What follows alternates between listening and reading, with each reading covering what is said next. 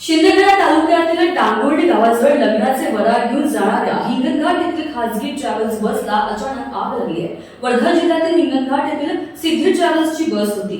सतर्कता दाखवत चालकाने रस्त्याच्या बाजूला बस थांबवली, त्यामुळे मोठी घटना टळली आहे। परिसरातील ग्रामस्थांनी घटनास्थळी धाव घेत प्रवाशांना सुखरूप बाहेर काढले। आपण पाहू शकता या घटनेत बस पूर्णतः जळून खाक झाली आहे, मात्र सुदैवाने जीवितहानी टळली आहे। या प्रकरणी शिंदखेडा पोलीस ठाण्यात नोंद करण्यात आली आहे। वर्धा जिल्ह्यातील हिंगणघाट येथील सिद्धी ट्रॅव्हल्स बस MH12 KQ 4345 चालक रघुनंदन मारुती तळस वय 45 वर्ष राहणार हिंगणघाट हे लग्न समारंभासाठी शहादा येथे वराड घेऊन निघाले होते।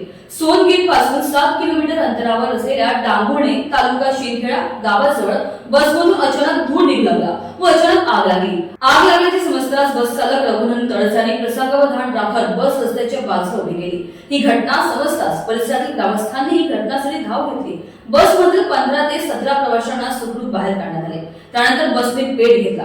संपूर्ण बस ही जळून खाक झाली। अग्निशमन बंबाद्वारे पाण्याचा मारा करून आग विझवण्यात आली। या घटनेमुळे वाहतूक कोंडी निर्माण झाली होती। घटनास्थळी चिमठाणा दूरक्षेत्राचे अधिकारी व कर्मचाऱ्यांनी धाव घेतली आणि वाहतूक सुरळीत सुरू केली। शॉर्ट सर्किटमुळे बसला आग लागल्याचा अंदाज व्यक्त करण्यात आला आहे। या प्रकरणी शिंदखेडा पोलीस ठाण्यात नोंद करण्याचे काम सुरू होते। इंडियन न्यूज 24 करिता सतीश काळे, वर्धा।